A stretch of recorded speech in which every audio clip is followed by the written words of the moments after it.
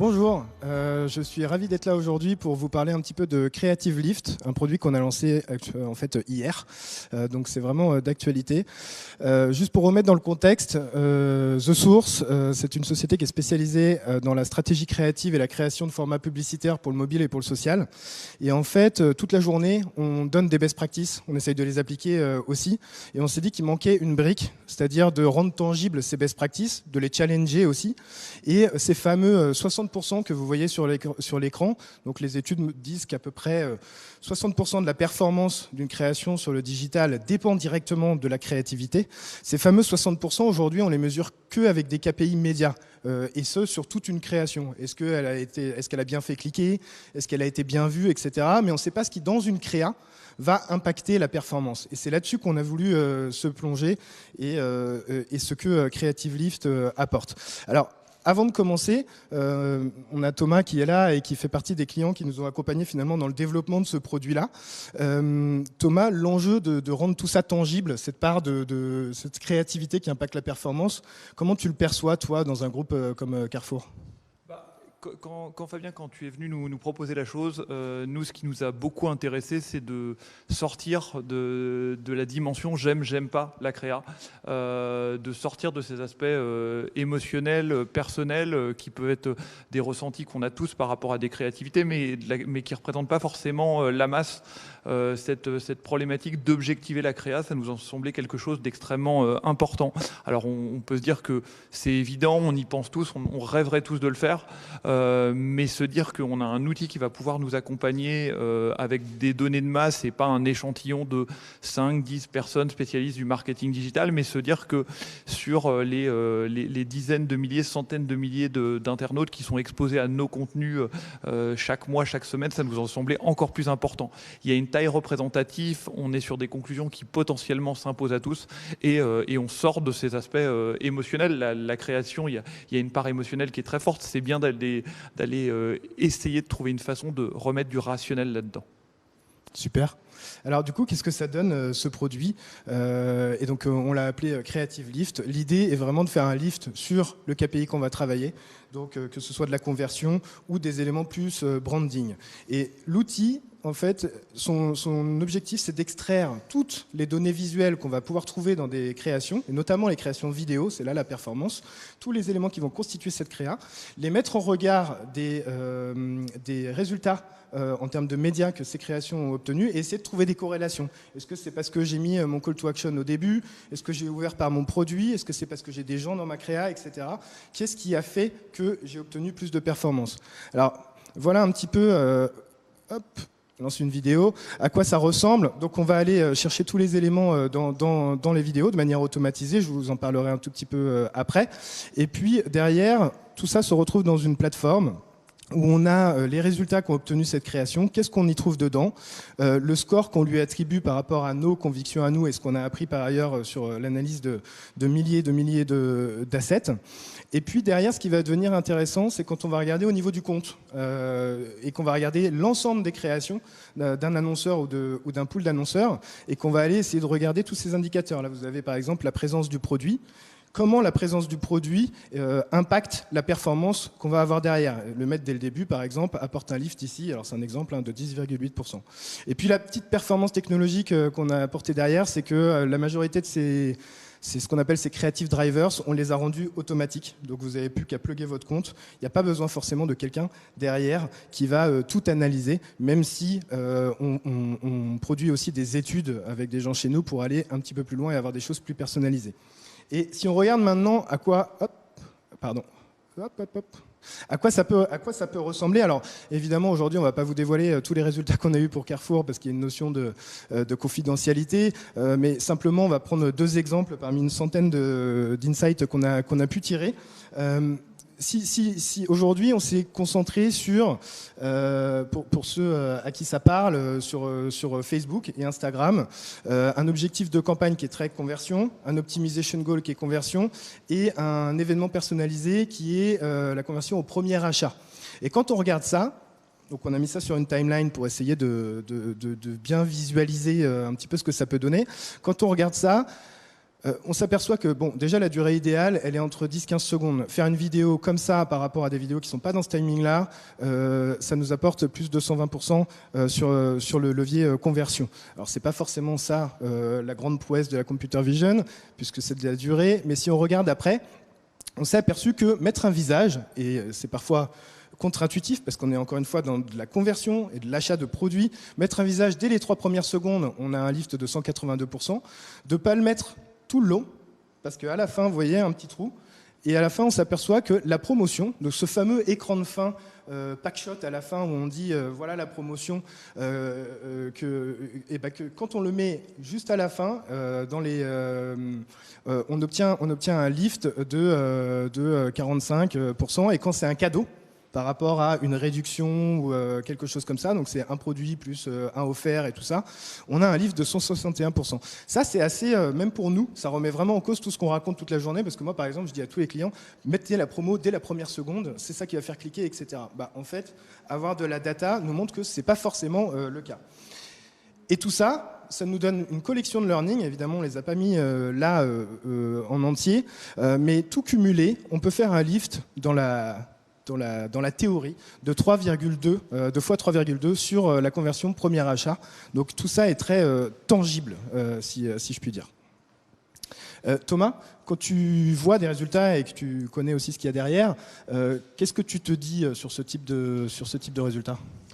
Je me dis peut-être un premier élément, c'est qu'une brique technologique, elle ne fait pas tout.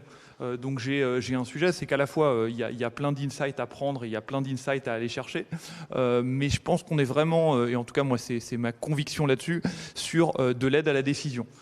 Ça nous donne des éléments, ça nous donne des informations, ça nous aide à post-rationaliser, éventuellement réfléchir à ce qu'on a pu faire, à ce qu'on pourrait faire de mieux.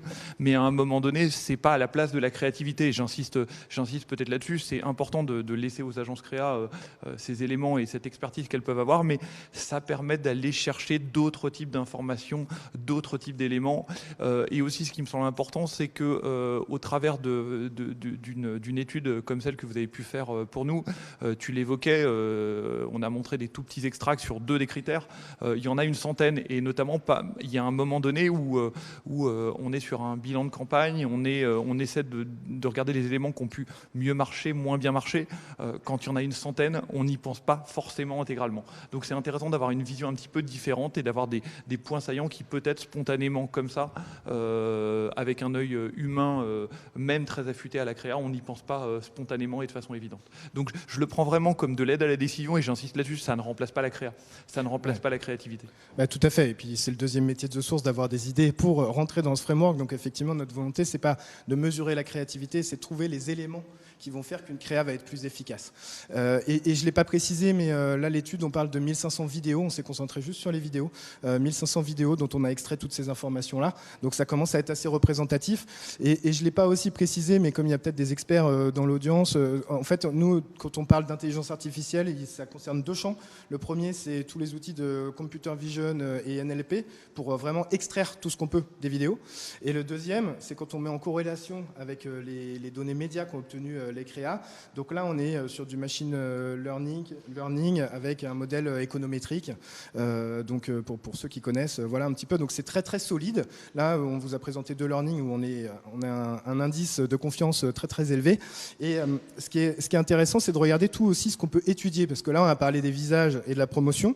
Voilà ce qu'on est en mesure d'extraire comme information des vidéos. Donc il y a les basiques, ça c'est assez simple, tous les éléments de branding, de logo, ou est-ce qu'on a utilisé juste l'icône du logo ou le logo complet, les produits, est-ce que j'ai un produit, est-ce que j'ai plusieurs produits, une collection de produits, les aspects de prix, les aspects de saison promotionnelle aussi, une créa très Halloween ou très Ramadan par exemple, tout ce qui est autour du call to action évidemment, tout ce qui est, et là ça devient encore plus intéressant au niveau du rythme des vidéos, est-ce que c'est une vidéo qui va très vite, qui change beaucoup de couleurs, est-ce que il y a un fameux hook, comme certaines plateformes nous disent, il faut un hook dans les 3 premières secondes. Ben ça, on est capable de le voir de manière automatisée. Et puis, tout ce qu'on met dans l'appétence visuelle, les gens, les émotions, les objets et tout ça. Et ça, c'est ce qu'on va mesurer de facto. Et on peut aussi mesurer des choses qui sont propres à une marque. Donc, ça demande un tout petit peu plus de délai. Mais imaginons que votre marque, son emblème, c'est un loup. Eh ben, on peut très bien se dire, tiens, on a envie d'étudier l'impact du loup dans nos créas. Est-ce qu'on le traite de manière illustrée, réaliste? Est-ce qu'il est au début des vidéos, etc. Et voir qu'est-ce que ça a en impact derrière sur les performances. Thomas, peut-être là-dessus, avec ta perspective groupe, qu'est-ce que ça peut donner aussi à un outil comme ça? Jusqu'où on pourrait peut-être pousser l'utilisation au-delà, entre guillemets, de l'analyse comme ça, tel un rapport qu'on a fait sur un KPI, un objectif de campagne? Alors, on a eu l'occasion de bêta-tester ce produit avec vous sur 2 pays majeurs pour le groupe Carrefour, que sont le marché français et le marché espagnol. Donc je pense que peut-être un des préambules, mais on est au tout début de l'histoire. Néanmoins, moi, ce qui me semble intéressant sur ce genre de démarche et ce genre de logique, c'est dans des pays, le groupe Carrefour est présent dans 9 pays et des géographies très différentes, comme le Brésil, l'Argentine, Taïwan, la Pologne, la Roumanie, ou France, Italie, Espagne, Belgique. Et dans ces pays, on a des cultures très différentes, des façons de faire de la pub très différentes. Et du coup, peut-être demain, la possibilité de pouvoir aller aider nos pays, ou à l'inverse, que les feedbacks et les analyses de la solution de The Source puissent en aider d'autres, avec des learnings qui puissent là aussi s'imposer à tous, parce qu'on a des critères communs qui sont l'efficacité publicitaire. Et qui sont des critères qui, quel que soit le pays d'où on vienne, quelle que soit sa culture, à un moment donné, on est pour les gens qui pratiquent les plateformes de Facebook, puisque c'est de celle-là qu'on parle, Facebook, Instagram en vidéo, qui peuvent s'imposer à tous. Et je pense que c'est un élément important, il n'y a pas de... c'est la bonne efficacité, c'est le bon sujet. On a des bonnes surprises, et puis je tiens aussi à le dire, c'est que ce qui me semble intéressant, c'est d'aller aussi de l'efficacité dans des choses qui n'étaient pas évidentes à première vue. On aura peut-être des mauvaises surprises et des bonnes surprises, et c'est ça qui me semble intéressant, c'est d'aller chercher des best practices créatives auxquelles on ne penserait pas forcément à premier abord. Et c'est vrai que quand on a discuté de ça, nous, en tête, à la base, on avait juste un module d'analyse créative tel qu'on vient de vous le présenter. Et on en a tiré un deuxième produit qui est basé sur le même moteur, qui était suite aux discussions finalement avec Thomas, qui est un outil... on peut l'appeler de gouvernance ou de monitoring, qui permet d'aller plugger tous ces marchés ou alors toutes ces marques quand on est un groupe dessus et de comparer un taux d'adoption de best practice qu'on aurait décidé de mettre dedans. Donc imaginons on est Carrefour, on se dit que ça c'est les best practices qu'on a étudiées ensemble sur la partie analyse. On regarde comment tous nos marchés se comportent là-dessus et on regarde aussi la performance qu'ils ont. Et ça permet à la fois d'avoir un espèce de contrôle, on va dire, d'application au niveau local des best practices, mais aussi de la remonter en se disant, tiens, tu parlais je prends l'exemple de la Pologne, je ne sais pas trop ce que fait la Pologne, mais tiens, la Pologne, ils ont un taux d'adoption de 40% de nos best practices, mais par contre, ils surperforment par rapport à tout le monde. Donc peut-être qu'eux, ils ont des best practices qu'on va pouvoir aller regarder et puis appliquer ensuite pour l'ensemble. Donc c'est un outil à 2 sens, plutôt pour le global, celui-là, mais qui vient vraiment compléter l'offre. Et puis, un petit peu pour conclure ça, je vais mettre la slide, hop. Aujourd'hui, donc le produit est sorti hier, il est complètement actionnable. On ne le met pas encore dans vos mains, il faut encore attendre 1 ou 2 mois. Mais par contre, on est en capacité de produire des études vraiment très personnalisées. La seule contrainte est de donner accès à vos ad managers à l'outil, puisqu'on va aller chercher les créas dedans et les données médias. Aujourd'hui, l'outil est disponible sur Facebook et Instagram, et on va le déployer sur tous les autres leviers. Et j'insiste encore sur un point, c'est que tout ça nous donne des indications, rend un petit peu tangible des choses qu'on entend beaucoup de la part des plateformes, ou alors le j'aime pas que mentionnait Thomas, c'est il faut mettre le produit ou le logo dans les 3 premières secondes, etc. Il faut faire des créas comme ça. En fait, ça, c'est des guidelines génériques. Ça ne s'applique pas à toutes les marques et ça ne s'applique pas à tous les objectifs de campagne. C'est très personnalisé par marque. Je vous le dis, nous, on a des surprises en l'utilisant à peu près tous les jours. Donc, je vous incite à nous contacter. Marie et Frédéric, qui sont dans le chat, sont aussi là à dispo pour ça. Vous dites update et on fait une petite promotion sur les premières études. Donc, voilà, merci beaucoup Thomas. Merci Fabien. Et longue vie à Creative Lift.